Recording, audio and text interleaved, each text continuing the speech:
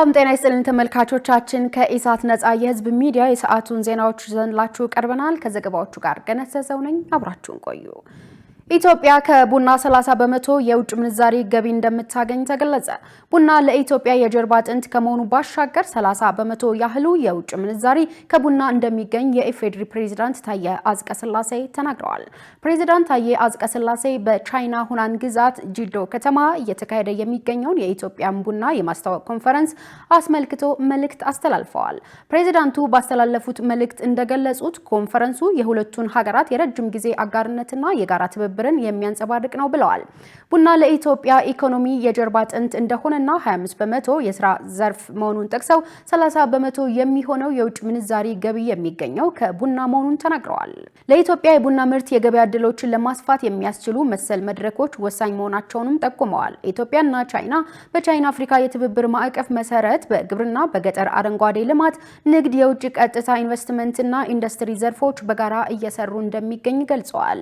የኢትዮጵያና ቻይና ትብብር ወደ ስትራቴጂካዊ አጋርነት መሸጋገሩን ጠቅሰው ኮንፈረንሱ ለቻይና አፍሪካ ንግድ እንደ አርአያ ሆኖ ያገለግላል ማለታቸውን ኢፕድ ዘግቧል።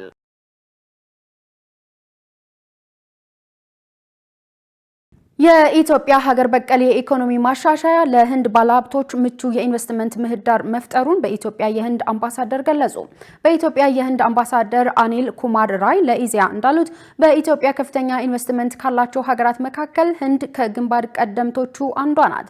በዚህም የህንድ ባለሀብቶች ኢትዮጵያ ትኩረት በሰጠቻቸው የጤና፣ የግብርና፣ ጨርቃጨርቅና ሌሎች መስኮች 5 ቢሊዮን የአሜሪካን ዶላር የሚደርስ ኢንቨስትመንት እንዳላቸው ተናግረዋል። በቀጣይም የህንድ ባለሀብቶች የኢትዮጵያ የኢንቨስትመንት እድል በመጠቀም በስራ እድል ፈጠራና ምርታማነት ላይ በስፋት እንዲሳተፉ በትኩረት እየተሰራ እንደሚገኝ አንስተዋል። የህንድ አልሚ ባለሀብቶች በኢትዮጵያ ያላቸው የኢንቨስትመንት ልማት በርካታ ኢትዮጵያውያን በስራ እድል ፈጠራና በዲጂታላይዜሽን የቴክኖሎጂ ሽግግር ጉልህ አስተዋጽኦ እያበረከቱ መሆኑን አስረድተዋል። በኢትዮጵያ በኢንቨስትመንት ከተሰማሩ የህንድ አልሚዎች መካከል የሞሃን ግሩፕ ድርጅቶች ስራ አስኪያጅ ሀርሽ ኮታሪ የኢትዮ ህንድ የዳበረ ግንኙነት የኢንቨስትመንት አድማስ ለማስፋት እድል መፍጠሩን ተናግረዋል።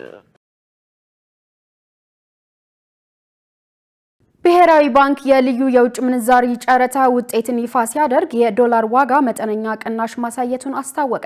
የኢትዮጵያ ብሔራዊ ባንክ በትናንትናው ዕለት ባከናወነው የዓመት መጨረሻ ልዩ የውጭ ምንዛሪ ጨረታ የአንድ የአሜሪካ ዶላር የጨረታ አማካይ ዋጋ 154.47 የኢትዮጵያ ብር መሆኑን ገልጿል። ባንኩ 150 ሚሊዮን ዶላር ባቀረበበት በዚሁ ልዩ ጨረታ ላይ በአጠቃላይ 23 የንግድ ባንኮች ተሳታፊ በመሆን የውጭ ምንዛሪ ማሸነፍ ችለዋል። ይህ ውጤት ካለፈው የጨረታ አፈጻጸም ጋር ሲነጻጸር ልዩነት አሳይቷል። ባንኩ ታህሳስ 7 ቀን 2018 ዓ.ም ባካሄደው 12ኛው ዙር ጨረታ የ1 ዶላር አማካይ ዋጋ 154.7747 ብር ነበር። ከአሁኑ ውጤት ጋር ሲነጻጸር የዶላር ምንዛሬው በ0.19 በመቶ ወይም 0.29 ሳንቲም ገደማ ቅናሽ አሳይቷል።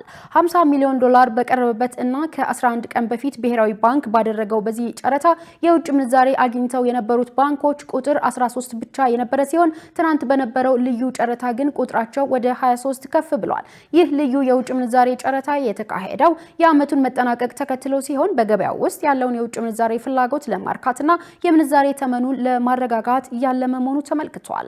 ባንኩ ቀጣይ ጨረታዎችንም አስቀድሞ በተያዘላቸው የጊዜ ሰሌዳ መሰረት እንደሚያከናውን ገልጸዋል። የማርበርግ ቫይረስ ስጋት ባለባቸው አካባቢዎች የህይወት አድን መድኃኒቶችንና ክትባቶችን በድሮን የማድረስ ስራ በይፋ ተጀመረ።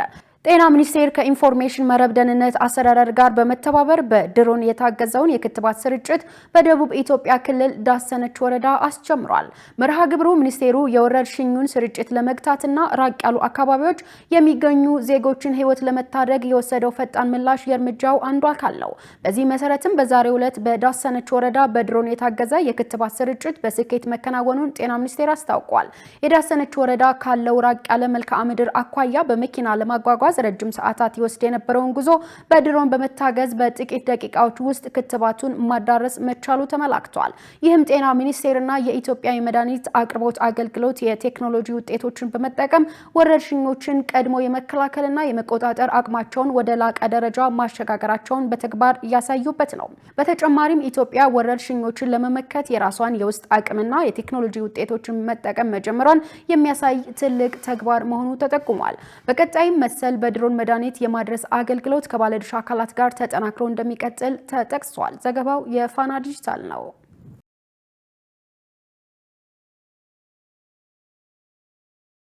ብሔራዊ መግባባትን ለማጠናከርና አንድነትን ለማጽናት ሀገራዊ ምክክሩን እንደ ትልቅ እድል መጠቀም ይገባል ተባለ። በኢትዮጵያ ብሔራዊ መግባባትን ለማስፈን የሀገራዊ ምክክሩ ያስገኘውን ወርቃማ እድል ሁሉም ዜጋ ሊጠቀምበት እንደሚገባ የሲቪል ማህበረሰብ ድርጅቶች ምክር ቤት ተናግረዋል። የኢትዮጵያ ሀገራዊ ምክክር ኮሚሽን ለዋናው ሀገራዊ የምክክር ጉባኤ የሚቀርቡ አጀንዳዎችን የማደራጀትና ግብአቶችን የማሰባሰብ ተግባራት በማከናወን ላይ እንደሚገኝ ማሳወቁ ይታወሳል።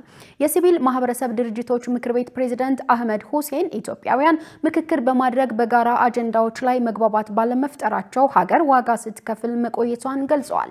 በዚህም መነሻነት ሀገራዊ ምክክሩ ለዘመናት ሲንከባለሉ በቆዩ ብሔራዊ አጀንዳዎች ላይ የጋራ መግባባትን ለመፍጠር የሚያስችል ከፍተኛ ስፍራ የሚሰጠው ወርቃማ ዕድል መሆኑን ተናግረዋል። በኢትዮጵያም በሐሳብ የበላይነት የተመሰረተ ሀገራዊ ምክክር በማካሄድ ብሔራዊ መግባባትን ማጠናከር የሚያስችል የዳበረ የዲሞክራሲ ስርዓትና የፖለቲካ ምህዳር መፍጠር እንደሚያስፈልግ አንስተዋል።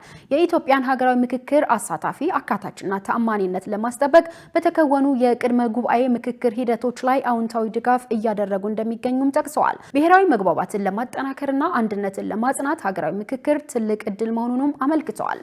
የተርካንፊ ሰስተናብል ዴቨሎፕመንት መስራችና ዳይሬክተር ወርቅነሽ ጌቶ ሴቶች በሀገራዊ ምክክር የአጀንዳ ማሰባሰብና ተሳታፊ ልየታ የምክክር ሂደት የነቃ ተሳትፎ በማድረግ ብሔራዊ መግባባት የሚሹ አጀንዳዎችን ለኮሚሽኑ ማስረከባቸውን ተናግረዋል።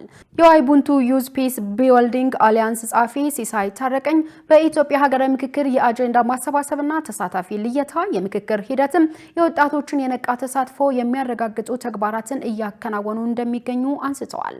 በቀጣይም ለዋናው የኢትዮጵያ ሀገራዊ ምክክር ጉባኤ ስኬት አስፈላጊውን ድጋፍ ሁሉ አጠናክረው እንደሚቀጥሉ አረጋግጠዋል። የተሰነጠቁ ግንቦችን የሚጠግን አዲስ የባዮቴክኖሎጂ ጥናት ሊጠናቀቅ ነው ተባለ። በኮንስትራክሽን ኢንዱስትሪው የሚታየውን የግብአት ዋጋ መናርና የጥራት ችግር ለመፍታት የሚያስችል ባክቴሪያን በመጠቀም የተሰነጠቁ ግድግዳዎችን የመጠገን አዲስ የባዮቴክኖሎጂ ጥናት እየተጠናቀቀ መሆኑን የኮንስትራክሽን ማኔጅመንት ኢንስቲትዩት አስታውቋል። የኢትዮጵያ ኮንስትራክሽን ማኔጅመንት ኢንስቲትዩት ዋና ዳይሬክተር ኢንጂነር ታምራት ሙሉ ለጋዜጣ ፕላስ እንደገለጹት ግኝቱ ግንባታዎች ከተጠናቀቁ በኋላ በግድግዳዎች ላይ የሚያጋጥሙ መሰንጠቆችን ያለ ሲሚንቶ ንክኪ ለመጠገን የሚያስችል ነው። ቴክኖሎጂው ባዮፊለር የተሰኙ ባዮሎጂካዊ ባክቴሪያዎችን በመጠቀም የተሰነጠቀው የህንፃ አካል ራሱ መልሶ እንዲያገግም የሚያደርግ የፈጠራ ውጤት መሆኑን አብራርተዋል። ይህ የባዮቴክኖሎጂ ግኝት የሲሚንቶንና የሌሎች ውድ የግንባታ ግብአቶችን ፍላጎት በመተካት ወጪን በእጅጉ እንደሚቀንስ ይጠበቃል ብለዋል። በአሁኑ ወቅት የጥናት ስራው በመጠናቀቅ ላይ የሚገኝ ሲሆን የፈጠራ ውጤቱን በቅርቡ ለማስተዋወቅና ወደ ተግባር ለማስገባት አስፈላጊው ዝግጅት እየተደረገ መሆኑን ዋና ዳይሬክተሩ ገልጸዋል። አዲሱ ግኝት በኮንስትራክሽን ዘርፍ የሚታዩ የጥራት ጉድለቶችን በዘላቂነት ለመፍታትና የአካባቢ ጥበቃን ከግምት ውስጥ ያስገባ ዘመናዊ የግንባታ ስርዓትን በሀገሪቱ ለመዘርጋት ትልቅ አቅም እንደሚፈጥር ተመልክቷል።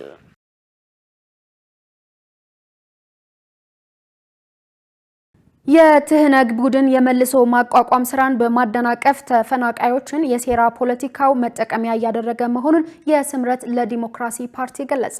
ህገወጥ ቡድኑ የእርዳታ እህል ለተፈናቃዮች እንዳይደርስ በማድረግ ረሃብ ለመፍጠር እየሰራ መሆኑን አመልክቷል። የስምረት ዲሞክራሲያዊ ፓርቲ የምክር ቤትና የሚዲያና ኮሚኒኬሽን ዘርፍ አባል ጣዕመ አረዶም ለኢዜአ እንደገለጹት በትግራይ ክልል ውስጥ የሚንቀሳቀሰው ህገወጥ ቡድን ተፈናቃዮች ወደ ቀያቸው ተመልሰው እንዳይቋቋሙ እንቅፋት ፈጥሯል። ተፈናቃዮችንም የሴራ ፖለቲካው መጠቀሚያ እያደረገ መሆኑን ተናግረዋል። ህገወጥ ቡድኑ ለፖለቲካ ትርፍ ሲል በተፈናቃዮች ስም እንደሚነግድ አመልክተው ተፈናቃዮችን በማስፈራራትና ችግር ውስጥ በማስገባት ለረሃብ እየዳረገ መሆኑን ጠቁመዋል። በተጨማሪም ህገወጥ ቡድኑ ለተፈናቃዮች የሚላከውን እርዳታ በመቀማት ለፖለቲካ ዓላማ እያዋለ እንደሚገኝ አመልክተዋል። መብታቸውን የሚጠይቁትን ደግሞ እያስፈራራ ጉዳት እያደረሰባቸው መሆኑን ተናግረዋል። በአሁኑ ወቅት በትግራይ ክልል በተለይም በመጠለያ ጣቢያዎች እየደረሰ ያለው አስከፊ ችግር ህገወጥ ቡድኑ በሴራ የፈጠረው መሆኑን አብራርተዋል። ይህ ህገወጥ ቡድን የተፈናቃዮቹ ችግር ሞትና ስቃይ እንዲቀጥል እያደረገ ነው ያሉት አቶ ጣዕመ በተለይም ወደ ክልሉ የሚገባውን ሰብአዊ እርዳታና ቁሳቁስ ለተረጂዎች በቀጥታ መድረሱን በተለያዩ አካላት ማረጋገጥ እንደሚገባ አመልክተዋል። ህገወጥ ቡድኑ የሴራ ፖለቲካውን ለማራመድ ሲል በጭካኔ በትግራይ ችግር እንዲቀጥል እያደረገ መሆኑን አንስተዋል። የፌዴራል መንግስት በመጠለያ ጣቢያዎች ለተፈናቃዮች እያደረገ ያለውን ሁለንተናዊ ድጋፍ አጠናክሮ መቀጠል እንዳለበትም ተናግረዋል። በክልሉ የሚንቀሳቀሱ ሌሎች የፖለቲካ ፓርቲዎች ተፈናቃዮች ለፖለቲካ ፍጆታ መዋል የለባቸውም ማለታቸውንም ኢሳት ከዚህ ቀደም መዘገቡ ይታወሳል። የተከበራችሁ ተመልካቾቻችን ከኢሳት ነጻ የህዝብ ሚዲያ ወደ እናንተ የሚተላለፉ ዜናዎች አሁንም እንደቀጠሉ ናቸው። አሁን ወደ ውጭ ዜና ተሻገርኩ። እስራኤል ለሶማሊላንድ ሀገርነት ይፋ እውቅና መስጠቷን ተከትለው የሶማሊላንድና የሶማሊያ እንዲሁም የቀጣናው ዕጣ ፈንታ ምን ሊሆን ይችላል የሚለው ጥያቄ ማስነሳት ጀምረዋል።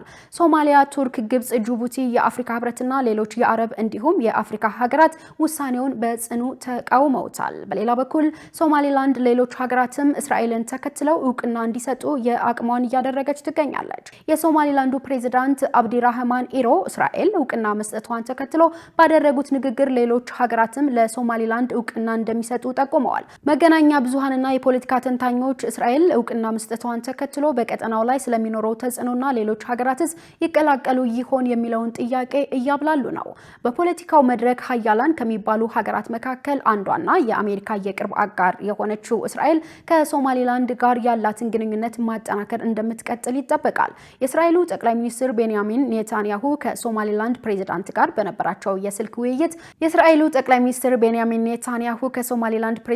በነበራቸው የስልክ ውይይት ለትራምፕ መልእክት እንደሚያስተላልፉና ሶማሊላንድ የአብርሃም ስምምነትን እንድትቀላቀል እንደሚጥሩ አስታውቀዋል። ኔታንያሁ እሁድ ወደ አሜሪካ አቅንተው በፍሎሪዳ ከፕሬዝዳንት ዶናልድ ትራምፕ ጋር ውይይት እንደሚያደርጉ ነባር የእስራኤል ባለስልጣናት ለኤኤፍፒ የዜና ወኪል ተናግረዋል። በያዝነው የአውሮፓውያኑ ዓመት ኔታንያሁ ወደ ዩናይትድ ስቴትስ ሲያቀኑ ይህ ለአምስተኛ ጊዜ ነው። የፈረንጆቹን ገና እያከበሩ የሚገኙት ዶናልድ ትራምፕ ከኔታንያሁ ጋር ተገናኝተው በተለያዩ ጉዳዮች ዙሪያ እንደሚያወሩ ይጠበቃል። የወዳጃቸው ኔታንያሁን ውሳኔ ተከትለው ለሶማሊላንድ እውቅና ይሰጡ እንደሆነ በመገናኛ ብዙሃን የተጠየቁት ትራምፕ ሁኔታውን እያጤን ነው የሚል ምላሽም ሰጥተዋል። አንዳንድ ዘገባዎች እንደሚጠቁሙት ደግሞ የተወሰኑ የአፍሪካና ምዕራባውያን እንዲሁም የአረብ ሀገራት ለሶማሊላንድ እውቅና ሊሰጡ ይችላሉ። ዩናይትድ ኪንግደም፣ ዩናይትድ አረብ ኤምሬትስ፣ ኢትዮጵያና ደቡብ ሱዳን ከነዚህ ሀገራት መካከል ይጠቀሳሉ።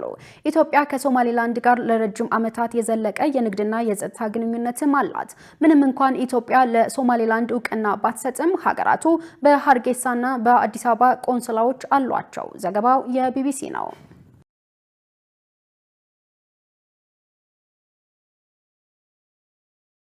የዩክሬን ፕሬዝዳንት ቮሎዲሚር ዜሌንስኪ ከትራምፕ ጋር ከመነጋገራቸው በፊት ሩሲያ ሰላም አትፈልግም አሉ። ቮሎዲሚር ዜሌንስኪ 4 ዓመት ገደማ የዘለቀውን ጦርነት ለመቋጨት ያለመ ንግግር ለማድረግ ከአሜሪካው ፕሬዝዳንት ዶናልድ ትራምፕ ጋር እሁድ ለመነጋገር ቀጠሮ ይዘዋል። ሁለቱ መሪዎች ሞስኮ ድጋፉን ባልቻለችውና በአሜሪካ በቀረበው የሰላም እቅድ ማሻሻያ ዙሪያ ከመምከር ባሻገር የተናጠል የአሜሪካ የደህንነት ዋስትና ረቂቅ ላይ ይመክራሉ ተብሏል። ፍሎሪዳ በሚገኘው በትራምፕ መኖሪያ ቤት ማራ ላጎ የሚያደርገው ንግግር ሩሲያ በሳምንቱ መገባደጃ ኪየቭ ላይ ከባድ የአየር ድብደባ ካደረገች በኋላ ሲሆን ድብደባውንም ተከትሎ ፕሬዝዳንት ዜሌንስኪ ሞስኮ ሰላም እንደማትፈልግ ማስረጃ ነው ብለዋል። ለ10 ሰዓታት በዋና ከተማዋ ኪየቭ በዘለቀው የሚሳኤልና የድሮን ዝናብ 2 ሰዎች ሲገደሉ 32 ሰዎች ደግሞ መቁሰላቸውን የአካባቢው ባለስልጣናት ተናግረዋል። ዘለንስኪ እሁድ ከትራምፕ ጋር በሚያደርጉት ንግግር ለዩክሬን የደህንነት ዋስትናና የግዛት ማረጋገጫ ማግኘትን እንደሚያነሱ የሚጠበቅ ሲሆን ሁለቱንም ጉዳዮች ሩሲያ ከዚህ ቀደም ለመቀበል አሻፈረኝ ብላለች። መሪዎቹ ማሻሻያ የተደረገበት ባለ 20 ነጥብ የሰላም ስምምነት እቅድ ላይ የሚነጋገሩ ሲሆን ስምምነቱ በትራምፕ ልዩ መልእክተኛ ስቲቭ ዊትኮፍ የተነደፈና ለሩሲያ ያደላ የሚል ስምምነት ተሰጥቶታል። የዩክሬን ምስራቃዊ ዶንባስ ክልል የንግግሩ ትልቅ ክፍል ሆኖ የዘለቀ ሲሆን ዘለንስኪ አሁን ላይ አካባቢው ነፃ የኢኮኖሚ ዞን መሆን እንደሚችል እንደ አማራጭ አቅርበዋል። ዘገባው የቢቢሲ ነው። የተከበራችሁ ተመልካቾቻችን ከኢሳት ነፃ የህዝብ ሚዲያ ወደ እናንተ ሲደርሱ የነበሩ የሰዓቱ ዜናዎች ይህን ይመስላሉ። ከዘገባዎቹ ጋር ገነት ዘዘው ነበር። ሰናይ ጊዜ